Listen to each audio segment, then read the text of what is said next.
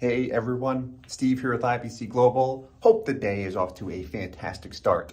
In the video you are about to see, this was a presentation that we have put together for someone we are presently working with, and he's looking at a high cash value life insurance policy. He's looking to fund it at $30,000 per year for 25 years, almost up until the age of 65, but he had some very specific questions. He's been doing a lot of research on different ways to design a policy. He wanted to see a policy with a 10/90 split, which is with a minimum base premium and maximum cash value up front. And he specifically asked to see that with a 1-year term rider, but then see a policy with a 30/70 split, meaning 30% of his payment going toward the premium, but with a level term rider. And then to juice it up a little bit more, we put an additional scenario in there with a base premium a little bit higher than 30% without any term rider at all. So this will be a very interesting video if you like to see policies with the same company, same product, same individual, but different splits, all in an effort to provide transparency and maximize cash value.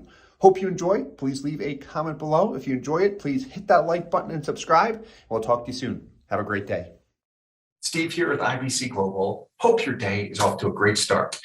Now, you have been working with Ed here at the office on a high cash value life insurance policy, and him and I connected with respect to your policy, and we discussed some different options. He did let me know that you were looking at different options as far as what a high cash value life insurance policy looks like with different splits. Meaning if you go with a 10/90 split and have to attach a 1-year term insurance rider, what does that look like when maximizing the cash value compared to a policy with a higher base premium, a 30/70 split, so 30% of your total payment directed toward the base premium with a level term rider.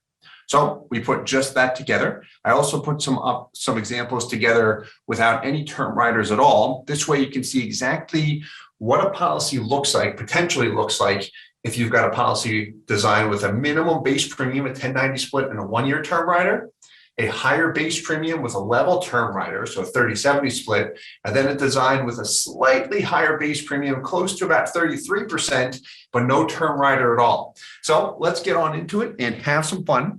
Before I just jump into the numbers, what I want to begin with is just an overview of the different products I had put together. So this one was a lot of fun. The main question, and definitely correct me if I'm wrong here, was basically which one creates the best results, and I'd like to see a breakdown of the actual costs. This way I've got transparency and can really understand where my money's going and really get the most out of my payments. So what we put together here was a 10/90 split, which means 10% of your base premium or 10% of your total payment is directed toward the base premium. I ran all of these examples with MassMutual, one of the major mutual companies, and a 10/90 split. So they will allow one to set their base premium at 10% of the total desired payment. That's as low as we can push it. So in your particular case, if the maximum desired payment is $30,000 per year, the lowest we can squeeze that base premium would be 10%, which would come out to $3,000, which by definition would be a 10/90 split design. So with the 10/90 split design, I did attach an OYT, a 1-year term insurance rider, which I'm going to go through that in full detail. And then we directly compared that to a design with a 30/70 split. So if you've got the same $30,000 per year going into the policy, 30% would give you a $9,000 base premium. Then the other 70% would be directed toward PUAs. Had a little bit too much there. There we go. And what I did with this example, so I ran 2 different products with MassMutual. With one, I did attach a level term rider because we had to prevent a MEC in all circumstances. And then 2, ran a design with a slightly higher base premium. You'll see it's just about 33%, and then plowed the rest into PUAs, but no term rider at all. So we set the second design up with a minimum base premium without any term insurance at all. So we've just got base premium and PUAs, and we can study that as well. So that'll be interesting. So products I ran here are as follows. We've got the Mass Mutual Whole Life 100 product, which is their traditional whole life insurance policy.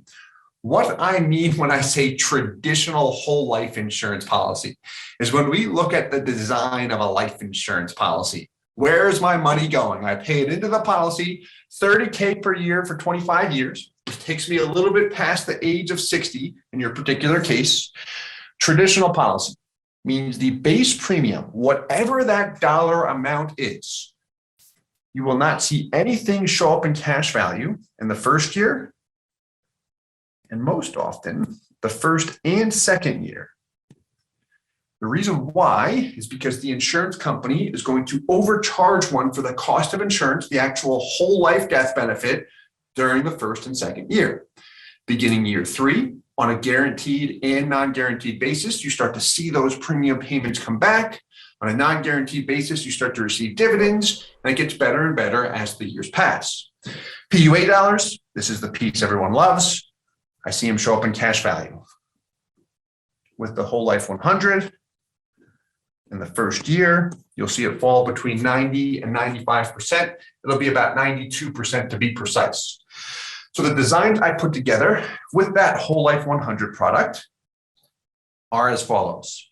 1090 design with a 1-year term rider, and then a 3070 design with a level term rider. And I'm going to provide some additional detail on that level term rider when we get to that as well, because we did have to overinflate the death benefit. It's a level term rider for 10 years. And then we dropped it at that point because it does begin to renew at year 11. So I wanted to keep the premium level. So you'll see a high death benefit for 10 years, and then it drops and begins to climb again. I'll go through that in full detail. But where I came up with that for this design is we wanted to use a level term rider with that 3070 design per your email request.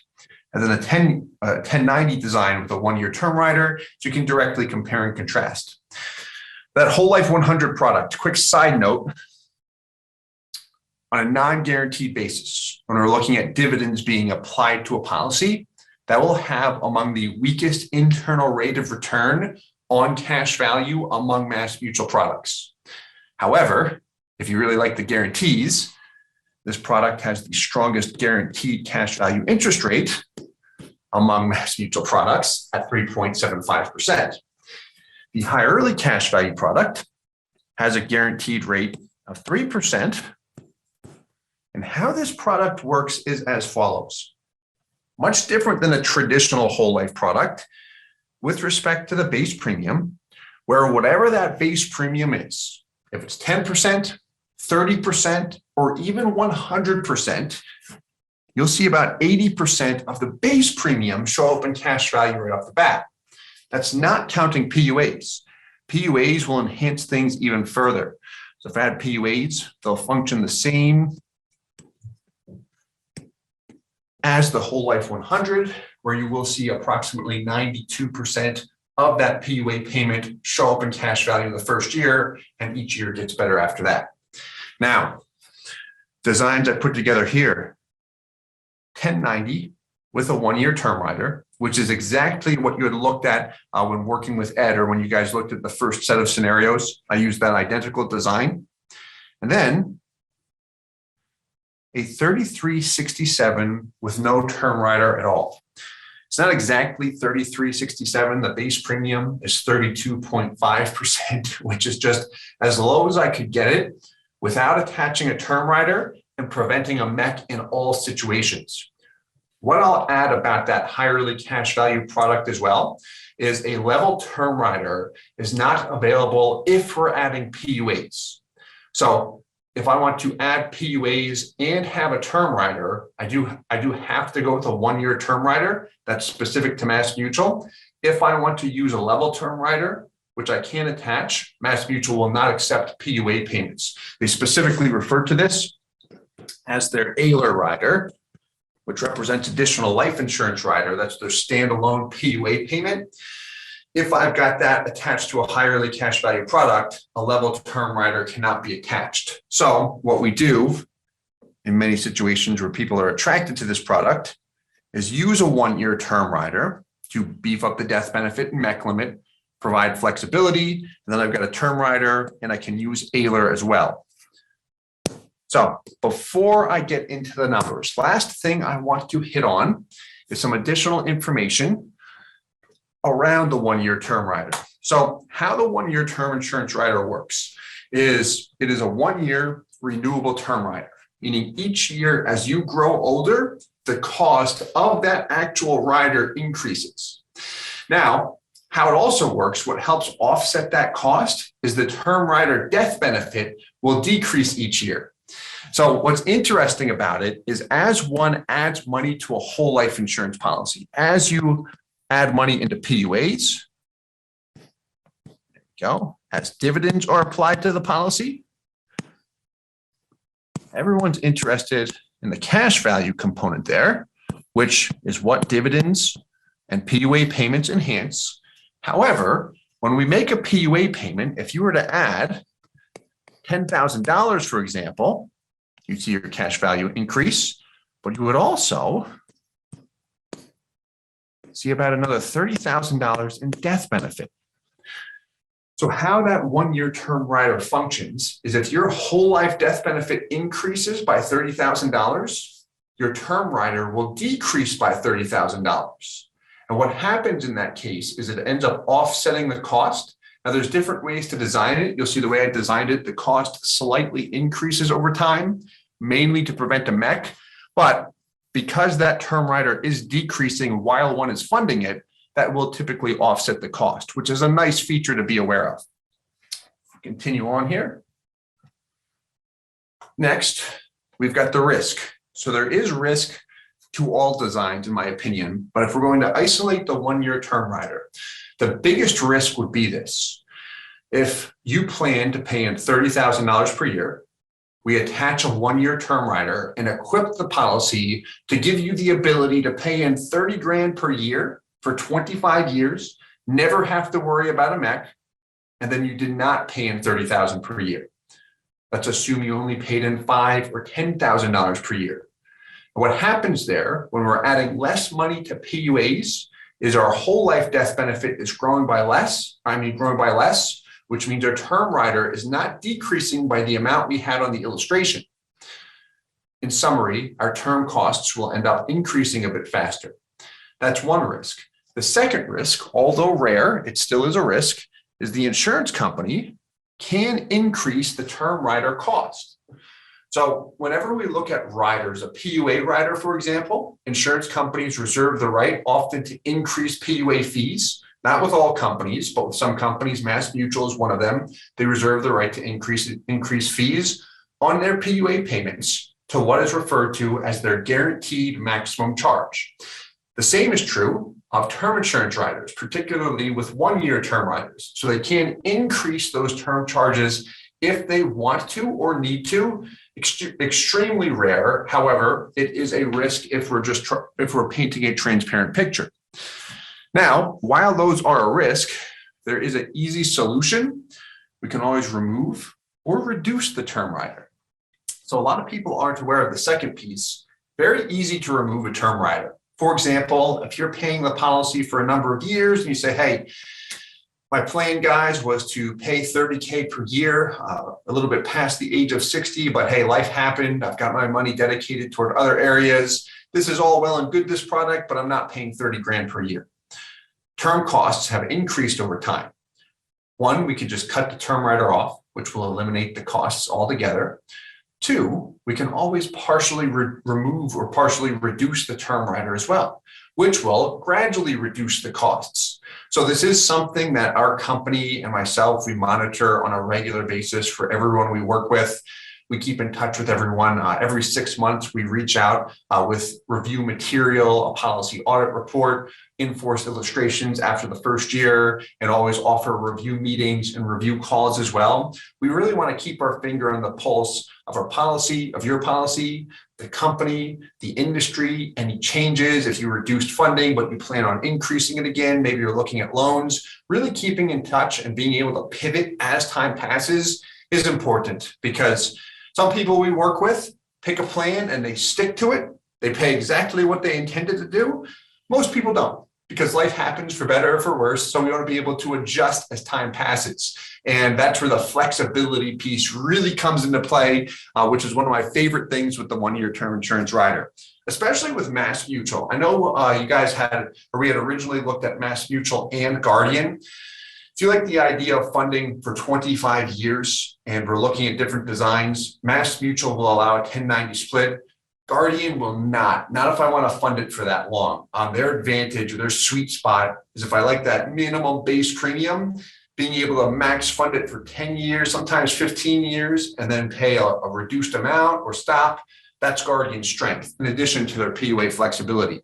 With Mass Mutual, if you like the idea of funding this specifically, $30K for 25 years, Mass will give you that ability. The only thing to be aware of is the flexibility with being able to adjust their payments. So before I went off on my Guardian tangent, where I was going was the one-year term insurance rider and flexibility. Mass Mutual is typically not a very flexible company when it comes to being able to adjust PUA payments. There's many cases where if you said, hey, I paid in $30K, I had to pull my payments back. Let's say I paid in $10K for several years. I want to go back up to $30K. You can do that with Mass Mutual. The thing to be aware of, however, is more often than not, they may require medical underwriting before they accept the additional funds, which is a pain. No one wants to do that.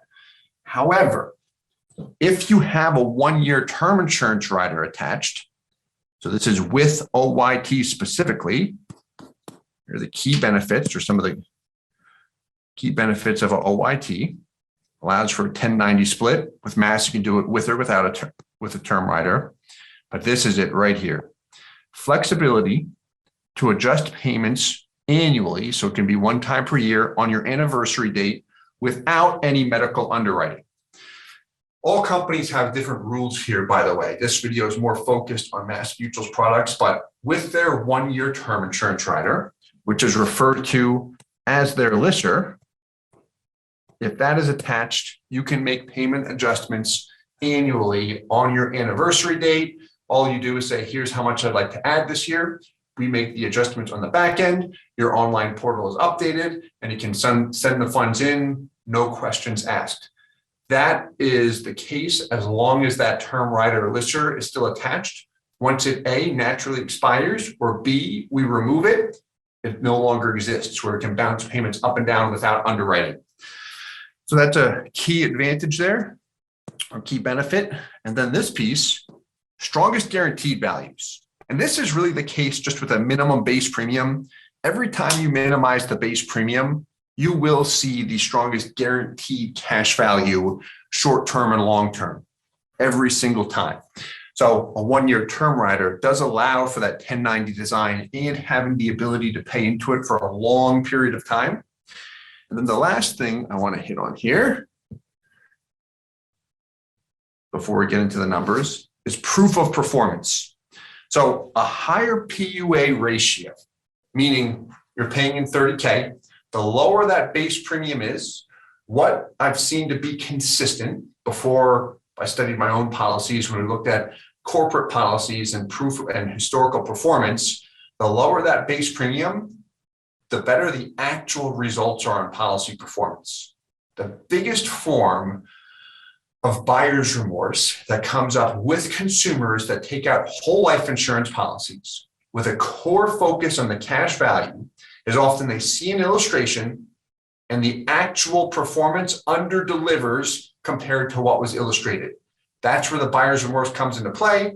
Expectations were not properly set or properly met, and the people are wondering what's going on because they were told or led to believe that it should produce something very close to this illustration.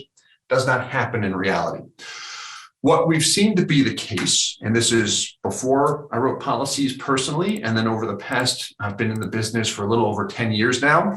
Over the past 7 years or so, as we've been studying actual policies that I've placed, when we've got a high PUA ratio, we see strong actual performance, the cash value breaking even when it said it would break even, if it's year 5, whatever year it might be.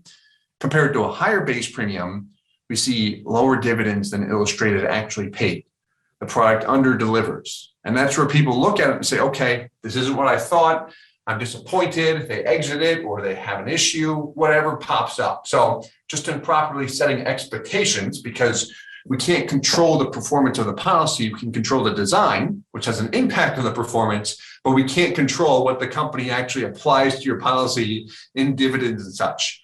What we've seen that has been the most effective are those low base premium and high PUA designs. And that's also used by corporations. 1-year term riders, they're actually introduced, all companies introduced them at a different point in time. Mass Mutual was 94, I believe it was 92 or 94, 1992 or 1994, I think it was 94, which was not too long after 1988, which is when the MEC law was introduced. So this was a rider that allowed for more aggressive designs and maximizing the cash value that have commonly been used for corporate sales, meaning corporations are positioning boatloads of money into cash value products for cash value.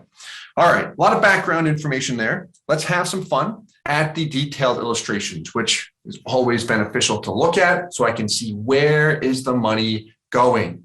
Here is a whole life 100 product. How you can tell that it has the 1-year term rider attached is if you see this on the illustration, LISR.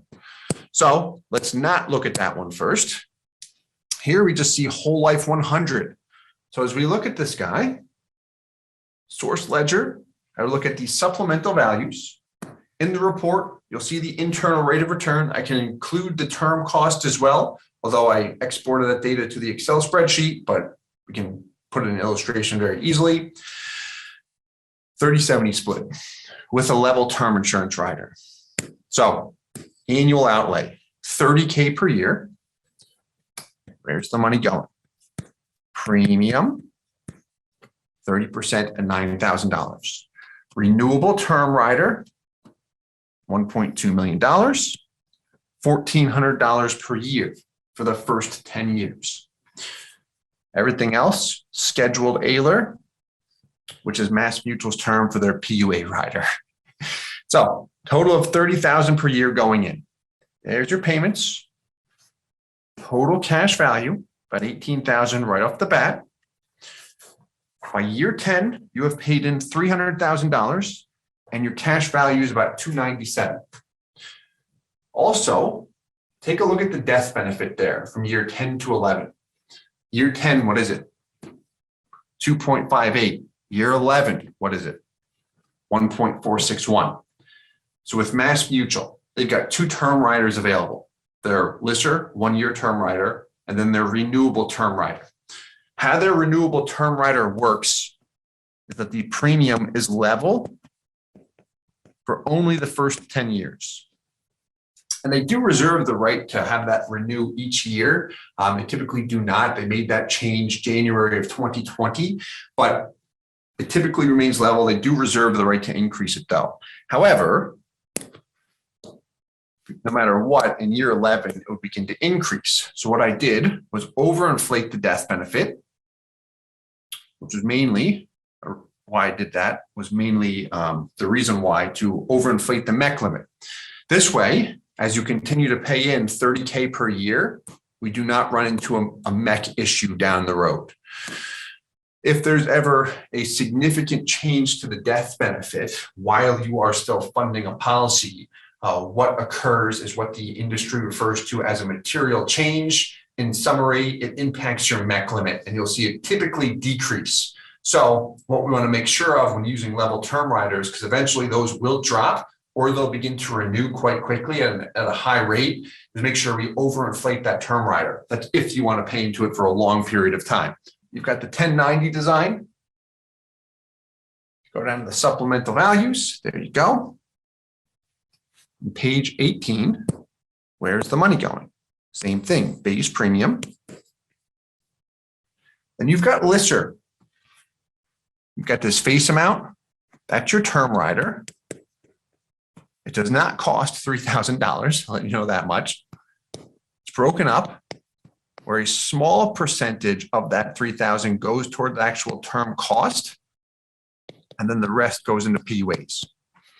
And I did provide the exact cost. We can provide an outlay report with an illustration as well. What's nice is we can look at the current costs and guarantees, but you'll see the breakdown on the Excel comparison sheet and then through the rest into Euler. So with this design, you do have the ability to adjust payments every year on your anniversary date without any medical underwriting. Often what we do in a case like this is if someone runs into a pinch financially, is the first thing we'll reduce is Euler. And then if they want to increase their payments again, first we'll see if we can increase Euler. Euler has some complex rules where we've got to do it within a 3-year window. If we miss that, then we increase Lister. So my point is, you don't have to know all the details. I can certainly go through them with you. Sometimes I talk too much about that, but we do make sure we do track all of that in the back end. So in the event you want to adjust payments, we're MEC testing it and seeing what you can bounce up, bounce down with payments and keep life easy. We want to make sure things are very convenient in that respect. So there is the 1090 design with the whole life 100. And then if we look at the high early cash value examples, remember this example does not have any term riders attached, just under 33%, 32.5, 13K base premium, 17,000 PUA, straightforward design. Why it's richer up front with respect to the cash value is remember that base premium, you get about 80% right out of the gates. And you see your break even, year 7, really between years 6 and 7 in this example. You'll notice here, MEC limit, 40K. If we don't have a term rider attached here, we do have to overinflate it a little bit. We could set that base premium lower than the 13K, but what it would do is force you to stop funding or drop the PUA rider earlier. So I wanted to keep that 25-year funding period consistent. And then we've got the 1090 design, which this will look consistent with what you have looked at. But here's our 1090 design, 3K base premium, 30K through age 63. So a lot of material there. Rather than page through the illustrations and go back and forth and compare and contrast, what we can do here is look at the Excel comparison sheet. So total outlay right here, 30K per year. Where is the money going? This is the whole life 100, 1090 split. Base premium, $3,000. 1 year term rider cost. There's the 1 year term rider, $565. There's the cost, $260 for the first year. When you have a 1 year term rider attached to a policy, Lister with Mass Mutual, dividends are not paid at all in the first year, which my opinion is that dividend column is somewhat useless because I always like to look at the net cash value at the end of the day. Not that it's useless, but this is your money column, the actual cash value, because the guaranteed crediting rate is not included in that dividend column. Let me get back on track here. So you've got your OYT cost, 1 year term, PUA rider, and then total of 30. So what's happening here? You'll notice your PUA payment gradually decreases each year. The reason why is because your payment of $30,000 each year, that we kept level. And a little bit money came away from PUA payments each year to go toward the 1 year term cost.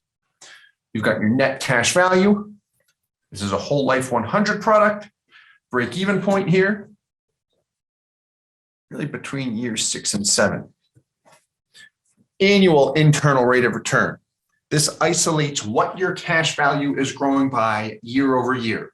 A great example of illustrating this is if you said, hey, I've got money in the stock market. I bought a bunch of stock in March of 2020 when everything was crashing. And then over the course of the next year, I earned 30% in the market, hit a home run. That would be my annual return. In this example, annual internal rate of return. The average represents what has the average internal rate of return been over the past 5 years, 10 years, 30 years, factoring in the negative years, the overall average. I like to look at both as both have value there. Whatever has the highest average will typically have the strongest cash value overall. And then the death benefit IRR as well. I know you had requested that. Then over here, whole life 100 with the 30-70 split. So base premium $9,000, term rider level at the $1,400 per year. You'll notice actually spending more money in this particular example if we were to tally up the numbers. PUA payment, cash value. Breaking even between years 10 and 11. By year 11, you've paid in $330,000 and you have $330,000. Annual IRR, average IRR. If we want to look at this long range, what's the difference here? We'll see from start to finish, I've got more money in the 1090 design. And the simple reason for that is I've got a lower base premium and I'm getting more money into cash value, PUAs, so I'm out of the gates faster. If we were to look at the guarantees on this, that would be amplified even further. With a lower base premium, you'd see significantly more money. Let's look at the high early cash value product and we'll wrap up with this guy. So same thing here, very, very similar. The difference is we do not have a term rider attached to the example on the right. That's that 3367 or 32.5% base premium. So high early cash value, 1090 with a 1-year term rider. There's your 1-year term. Same thing, base premium, PUA payment, total of 30. Annual IRR, cash rich right out of the gates. Average IRR. Year 25, $1.25 million. Compared to the 3367 design, right out of the gates, 26,000 and change, about a 4% difference there when I look at the actual value. Break-even point here, between year 6 and 7, 1090 design, year 5 in that particular example. More equity up front, opportunity cost, you've got more access to capital there. When I look at year 25, about a $30,000 difference, a little bit less than that. If I look at it long-term, you'll see the same impact. We've got more money from start to finish with that minimum premium design.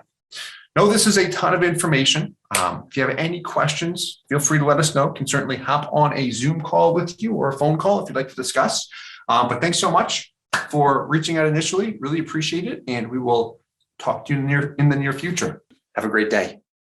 Hey guys, Steve Parisi here. If you enjoyed the content you just saw, please subscribe, like, and hit the notification bell for future videos. If you'd like more information or to see some custom policies for yourself, feel free to call or email our offices at the contact information below.